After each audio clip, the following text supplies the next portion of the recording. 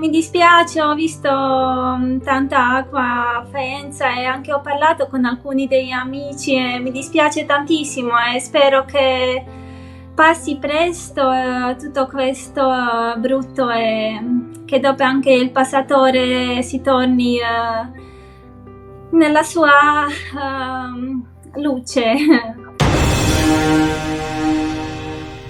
Benvenuto Marco a questa nuova puntata, la 18ª Marco, ciao, di Storie di Runner 451 e sono le ultime 3 puntate da qui al 4 giugno. Marco, settimana durissima, ne abbiamo già parlato ieri mattina al caffè di Storie di Runner 451. Abbiamo avuto un po' i piedi bagnati, se vogliamo sdrammatizzare la cosa qui in Romagna. Simone, purtroppo sì, le immagini sono state quanto meno, hanno detto tutto. Per noi che siamo qui assistiamo senza poter fare niente. L'immagine lì, insomma, è stato pesante, dei giorni veramente brutti.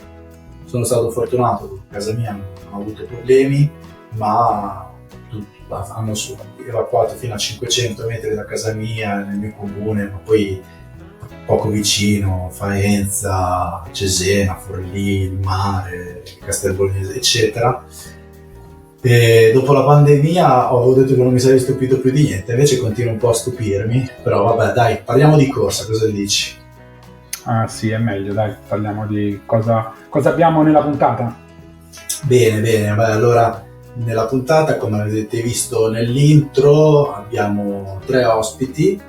Nicolina Sustic, poi abbiamo Stefano Frascaroli, che è uno degli autori dei post di Atleti Disagiati, e Max Monteforte, che ci ha parlato dell'esperienza della corsa in Kenya, che ha intervistato allo Stadio dei Marmi, giusto? Sì, un bel incontro per fare il punto della situazione e dell'impegno del progetto Puro Sangue a sostegno degli atleti in Kenya. Okay. Andiamo adesso a sentire Nicolina Sustic. Avevamo invitato, no? Nell'ottica di tutti quelli che abbiamo intervistato per il passatore, purtroppo il passatore è stato cancellato, però abbiamo parlato di lei, è una runner fortissima, appena diventata mamma. E dai, la andiamo a sentire, Marco? Andiamo a sentire cosa ci ha raccontato. Nicolina, è veramente un grandissimo piacere averti in collegamento dalla Croazia qui a Storie di Runner 451. Grazie a voi per l'invito. Ciao Nicolina, benvenuta. Grazie.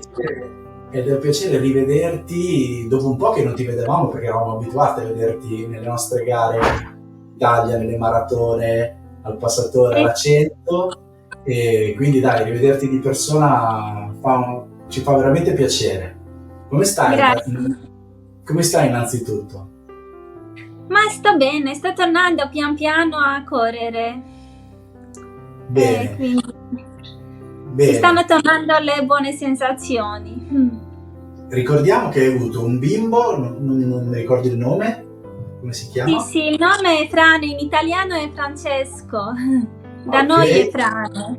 Sì. E l'hai avuto il 1° agosto del 2022, giusto? Vero. Ecco, quindi quando hai iniziato a correre? Sono curioso. Come ho iniziato? No, quando hai cominciato a correre dopo aver partorito, insomma, quando hai fatto la prima corsetta dopo che sei diventata mamma? Ma solo un paio di settimane dopo il parto, anche se alla fine il parto era il taglio cesareo, quindi un po' più complicato, ma diciamo che ho ricominciato presto a correre. All'inizio facevo solo un po' di chilometri e poi forse 2 mesi dopo il parto ho fatto la prima mezza maratona. Nicolina, scusa, in allenamento, scusa Simone, ho visto che in allenamento hai aspettato il tempo che Francesco prendesse un po' di forza e l'hai messo sul passeggino e hai cominciato a spingere.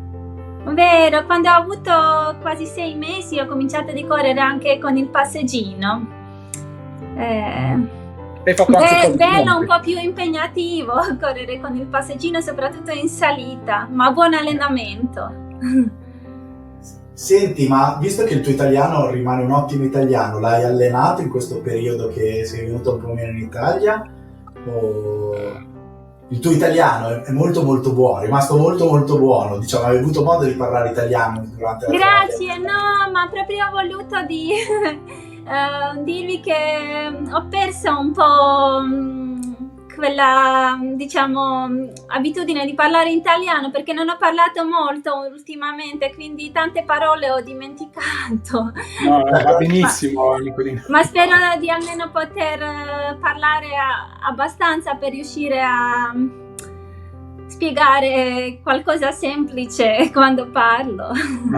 Assolutamente. Senti, ci sarebbe piaciuto rivederti fra una settimana qui a Faenza, arrivare, anzi fra 6 giorni, arrivare al traguardo di Faenza. Purtroppo quello che è successo nei giorni precedenti con l'alluvione che ha toccato qui la mia terra non ci permetterà di vederti, però avremo occasione per vederti in un'altra gara. Non so se vuoi salutare gli amici di Faenza da lontano in questo caso.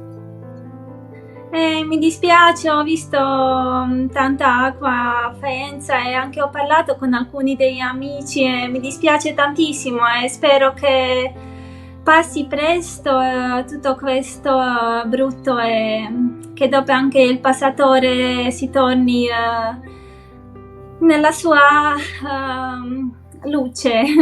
Correre, certo. Sì. Benissimo.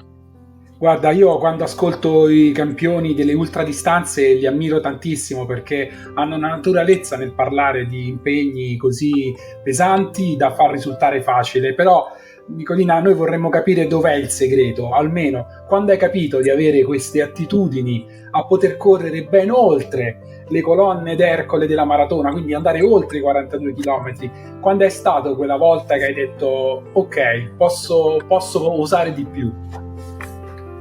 Ma sai, io prima di cominciare a correre ho giocato il basket, pallacanestro, insieme alla mia sorella, anche insieme alla sorella maggiore.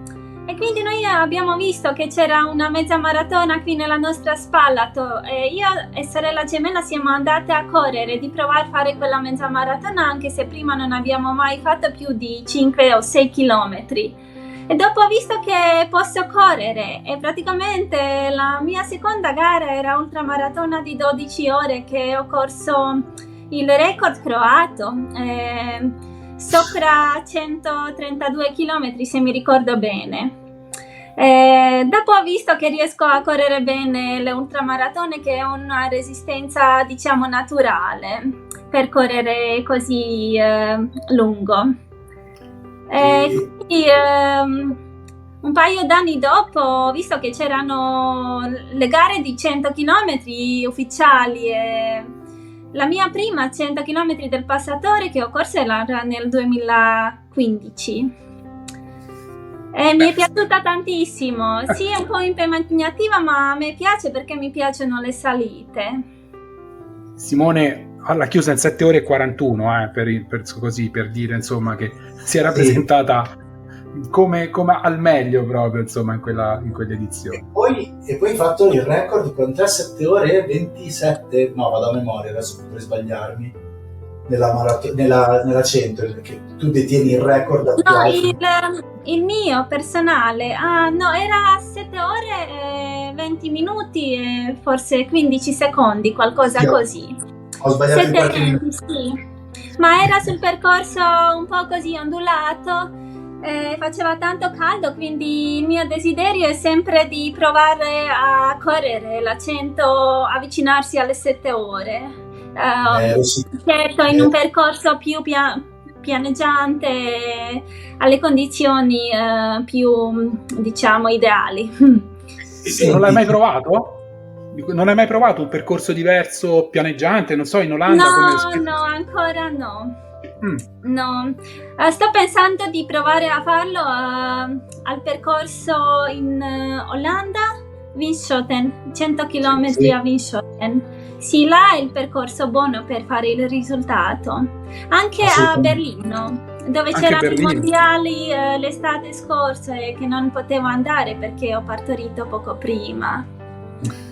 Ma Marco, a sentire la carriera di Nicolina uno pensa chissà quanti anni abbia, invece è ancora giovanissima, quindi ne ha di tempo per fare ancora dei personali. Nicolina, ti chiedo questa cosa qui. Ti alleni da sola? Hai un allenatore che ti segue? No, mi alleno sempre da sola. Ok, non hai nessuno che ti fa tabelle, allenamenti, ti segue, ti dà riscontri? No, sempre da sola e poi per dirvi la verità, i miei allenamenti erano praticamente le gare. Per questo andavo sempre a fare le gare da un weekend all'altro. Nella settimana tra i weekend facevo, diciamo, solo i chilometri così per girare le gambe. Sì, dei lenti, tranquilli, e poi la Per gara... raccogliere un po' di chilometri. Lo so che questo forse non era un modo buono, ma era il mio modo, come facevo. Adesso le cose si sono cambiate un po' perché ho il bambino e non posso più andare a fare le gare come prima, quindi dovrò cambiare un po' anche allenamenti e pianifici delle gare. Era quello che ti volevo chiedere, cosa è cambiato da quando sei diventata mamma negli allenamenti? Ma ci hai risposto, insomma, l'organizzazione fondamentalmente. Poi Simone, ricordiamo che Nicolina è un ingegnere, lavora presso un'azienda, una multinazionale, quindi nel quadro complessivo, oltre a Francesco, ci sono tante altre incombenze del lavoro quotidiano da fare in ufficio, a casa, insomma. È vero che poi le gare risultano essere un allenamento per chi riesce a metterle una dopo l'altra. Quindi... E l'abbiamo chiesto a tutti i campioni che abbiamo intervistato precedentemente sul passatore: qual è il punto più bello del percorso? Se ce ne hai uno preferito, la partenza, la salita della colla, la salita della Fiesole, l'arrivo, cos'è che ti piace di più del percorso del passatore?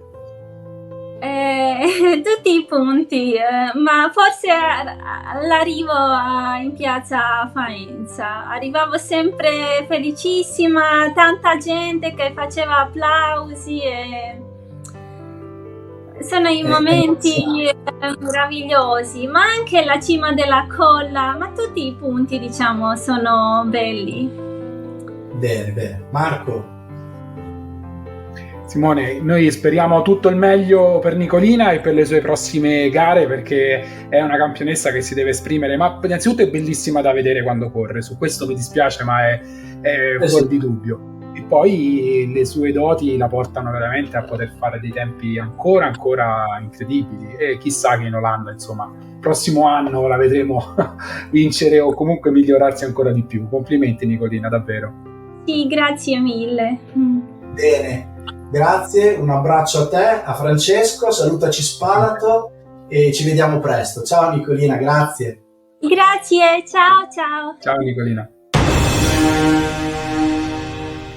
Simone è veramente un atleta forte, Nicolina, e come ha ripreso a correre in gare sia in casa che insomma in giro, ma è veramente una atleta che sulle lunghe distanze dà il meglio di sé. Ti stavo guardando, Marco, e questa posa alla Lilly Gruber che hai, te la voglio copiare un po', così. Perché ti guardo, ci guardiamo meglio, capito? Stiamo più... c'hai ragione. È dinamico. Se Lilly Gruber lo fa da 50 anni...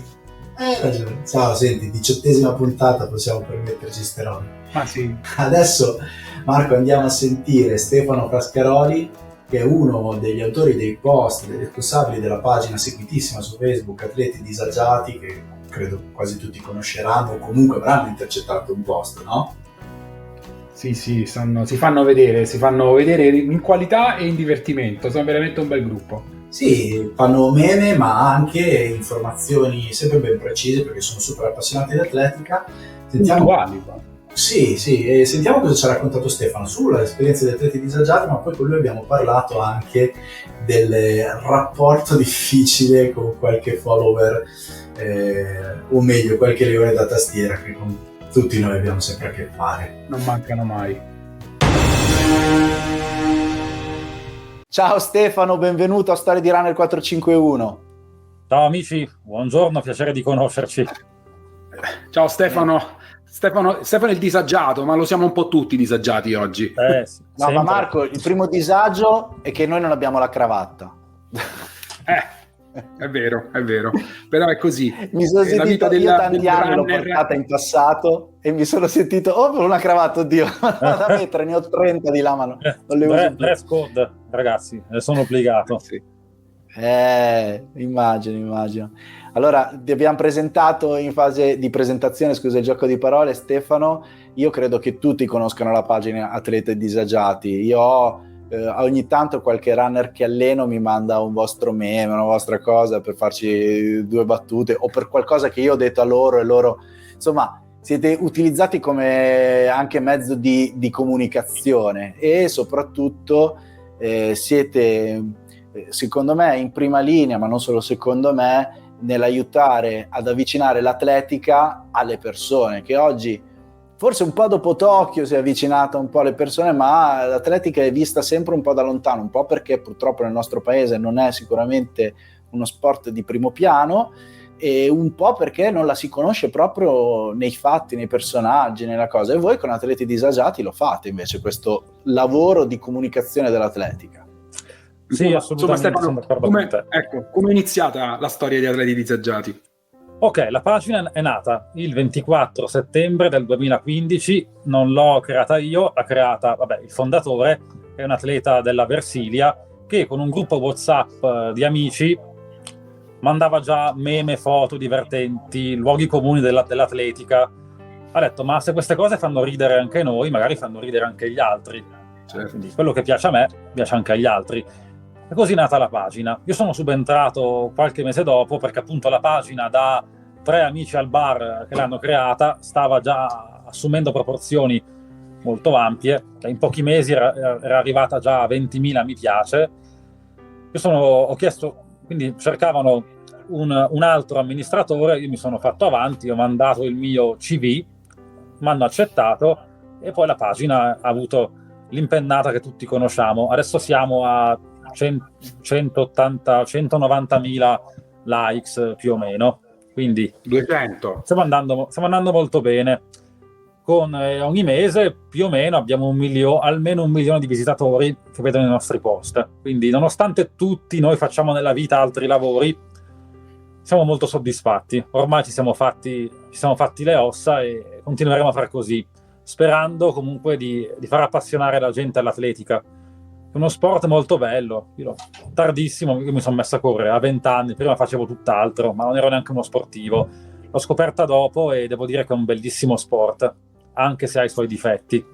Stefano, una questione legata a questi numeri, no? In rete è facile cadere nei tranelli di chi cerca un po' di chiacchiera non educativa o non utile. Come riuscite a filtrare tutta quella deriva che purtroppo la rete tira su quando ci sono dei contenuti di qualità? Intanto queste persone che fanno i commenti di questo tipo, intanto le ringraziamo perché ci portano visualizzazioni, quindi non sarebbe possibile.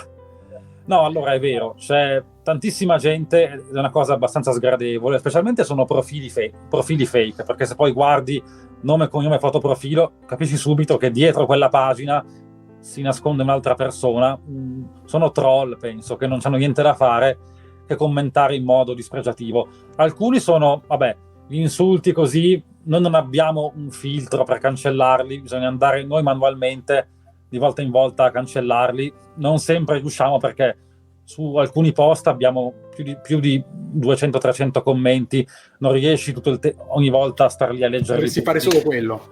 Dovrebbe essere un lavoro praticamente. Ci sta, secondo me, altri commenti magari anche sbagliati, però argomentati. Cioè, allora faccio un esempio, tipo, non so, poi ci sono alcuni commenti che non sono maleducati, non sono arroganti, ma sono commenti unicamente per far polemica. Faccio un esempio normalissimo. Non so, metti Yeman Crippa che fa 40 km di fondo medio a 3,16. C'è gente che commenta sempre, è normale per uno come lui, niente di eccezionale. Ho capito, anche per Usain Bolt era normale fare 19 sui 200 metri. Anche per me è normale fare 25 secondi su 200 metri. È normale, anche per Armstrong era normale fare l'astronauta. Solo che di Armstrong ce ne sono poche persone al mondo. Di Usain Bolt ce n'è soltanto uno. Una. Chissà, dico, guarda, ok, è normale per Crippa fare 40 km a 3,16 di media. Per me è normale farlo a 5 al 1000, solo che se io lo faccio a 5 al 1000 non mi mettono sulla Gazzetta, a Crippa invece sì. Quindi ci sta. Alcune volte io addirittura, come commenti con la pagina, tipo qualche settimana fa abbiamo messo un post di un atleta che ha fatto la corsa con gli zoccoli, il giapponese, che l'ha fatto nella sera tra sabato e domenica, e io ho commentato, abbiamo messo nel weekend, perché se avessimo messo l'ha fatto domenica qualcuno avrebbe detto ma in Giappone era lunedì, o se l'avesse fatto sabato in Giappone era domenica, quindi per sicurezza mettiamo il weekend. E questo commento ha avuto un sacco di mi piace. Quindi tanti anni fa, il discorso qual è? Tanti anni fa io commentavo, mi innervosivo, mi facevo il sangue amaro, il fegato amaro per questi commenti. È sbagliatissimo. Le chiavi sono due: o fregarsene totalmente oppure usare l'ironia. Quindi scrivere con la pagina commenti ironici. Un'altra cosa che è successa sempre con Crippa domenica, quando ha fatto la maratona, perché c'era la differita di un'ora su Sky. Quando ha fatto il tempo 2 ore 57, 2 ore 08 57, ho messo il post subito, perché prima regola è mettere i post subito, appena c'è un risultato, mettere il risultato un istante dopo. Chiusa parentesi. Quando ho messo il post, qualcuno effettivamente ha commentato: ma com'è possibile? Sarà un pesce d'aprile? Perché io vedo la diretta in streaming che è al 20° chilometro. Allora gli ho risposto: guarda, noi con la gang siamo andati avanti nel tempo. Sì, ma questa è la chiave fondamentale per non rimanere invischiati in una rete che non porta a niente. Quindi noi siamo veramente convinti che il lavoro che fate sia di educazione anche all'uso del mezzo, non soltanto del contenuto che producete. Aggiungo una cosa, scusami Stefano, io ho fatto un pesce d'aprile su Runner 451. Ho scritto che in Australia stavano testando la maratona da 35 km perché il ministro John Fish aveva detto che delle ricerche dicevano che insomma troppi arrivavano male alla fine della maratona, quindi per rendere i runner più felici l'avrebbero accorciata. Molti hanno beccato. No, però la cosa che fa ridere, per quelli che hanno letto l'articolo hanno capito che era uno scherzo, perché quando Natalie imbruglia diceva non imbruglierò più, ma detto ciò ho ricondiviso il post la sera dicendo era un pesce d'aprile e l'ho rimesso sotto, e la gente continuava a commentare no, non ci sto, ma ho scritto che è un pesce, cioè è scritto il problema è che la gente non legge, o legge un pezzettino. ma non legge, assolutamente no. Succede, è così, punto. Bisogna conoscere com'è che va il mondo e agire di conseguenza. Però sì, la chiave comunque è l'ironia. Tipo un'altra cosa che succede, un'altra cosa che a me, faceva incavolare tantissimo, adesso ci rido sopra, è la gente che copia i post, che anziché condividere il post perde, copia e incolla, salva la foto e senza mettere il tag. Cioè questa cosa veramente, Allora io cosa ho fatto? In alcuni post, non so, c'è il norvegese di 14 anni che corre 10 km in 33 minuti, ok? No, metto nome, cognome e metto un secondo nome, tipo anziché dire Stefano Frascoli metto Stefano Sebastiano Frascoli, facciamo un esempio. Così la gente mi condivide il post, me lo copia scrivendo Stefano Sebastiano Frascoli, Stefano Frascoli è il nome inventato, ma non è vero, non si chiama così. E di queste cose comunque io ci rido. Perché alla fine deve essere l'ironia. E ammetto anche che in certi post una leggera polemica fa bene, perché comunque alimenta le visualizzazioni, ma deve essere una polemica mirata. Tantissima gente si è lamentata dicendo ma tutti avete sminuito il risultato di Yeman Crippa e tutto così. Questi giornalisti che parlano di Yeman Crippa, che denigrano il suo risultato, a parte che non l'ho denigrato, a parte che io non sono un giornalista, anche quello lasciamo stare, però ci stava a scrivere in didascalia che le premesse erano altre, perché in tutti i quotidiani, ma già da quest'inverno mi ricordo, tutti si aspettavano il record italiano sulla maratona, quindi ci stava a scrivere, forse ci si aspettava qualcosa di più. Non è una polemica, è un fatto oggettivo. una cosa che ho imparato è che quando si dice una cosa deve essere scientificamente dimostrabile, quindi e quando uno comunque argomenta le sue convinzioni deve avere argomentazioni valide, quindi dimostrare sempre quello che si dice. È vero, Stefano, noi siamo contenti di questa chiacchierata perché ci ha confermato tutto il lavoro che c'è dietro, che noi viviamo da lettori della vostra pagina, che insomma, ricordiamo, Atleti Disagiati ci rappresenta molto, siamo contenti di questo, incarnate proprio lo spirito del nostro sano disagio, perché poi è sano, non è un disagio che porta a niente di preoccupante. Continuate così, grazie veramente per questo angolo di chiacchiera tra cravatte, magliette e poi che cravatte si toglieranno e torneremo tutti a correre. Simone, quindi dai, insomma, è stato divertente, no? Come lo è sempre quando leggiamo i loro post. Io continuo a seguirvi, a leggervi perché mi diverto tantissimo, ma soprattutto resto anche informato, perché a volte, cioè, come hai detto bene, dopo un secondo che succede una cosa la pubblicate, e considerando che fate anche altro nella vita vi do il doppio merito. Ma questo devo ringraziare, l'atletica ti serve in questo, perché l'atletica è programmazione. È vero. Chi corre deve programmare certi tempi, devo fare 10 per 1000, voglio fare 34 su 10.000, devo fare 10 per 1000 almeno a 3:20. Sì, quindi è programmare, è proprio così. Recupero, programmare. La chiave oggi, in un mondo che va sempre più veloce, la chiave è avere 3 agende, programmare sempre gli appuntamenti e trovare gli spazi. Grazie mille Stefano. Grazie Stefano. Grazie a voi. Grazie. Ciao, grazie. Simone, adesso andiamo a sentire cosa ci ha raccontato Max Monteforte a Roma, allo Stadio dei Marmi, dove ci siamo incontrati per un'intervista nella quale ci ha raccontato del suo ultimo viaggio con il team di Puro Sangue a sostegno, ad aiuto delle comunità in Kenya che corrono bene, forti, e ci spiega anche perché corrono così forti. Bene, sentiamo la tua intervista fuori con Max Monteforte. Allora Max, sei appena tornato dall'Africa, come stanno i ragazzi giù? Com'è l'aria? Come si respira? Beh, tornare in Africa ha sempre un sapore suggestivo e particolare, e ogni anno ci richiama lì, andiamo 1 o 2 volte l'anno, e quindi aver terminato con la brutta esperienza del Covid per noi e per tutti quanti ci ha riportato subito in Africa, insomma. Il piacere di portare giù delle scarpe per far correre quei ragazzi non ha prezzo, no? Quando le vedono. Sì, poi questa idea, lo ricordiamo tutti, nacque proprio da te, che mi proposi di fare questa cosa, e la prima la facemmo nel 2014 a Piazza del Popolo e raccogliemmo veramente tante scarpe. Questa volta abbiamo portato altre 3.000 paia di scarpe e devo dire sì, come hai detto tu, è impagabile, è veramente una cosa bella e suggestiva.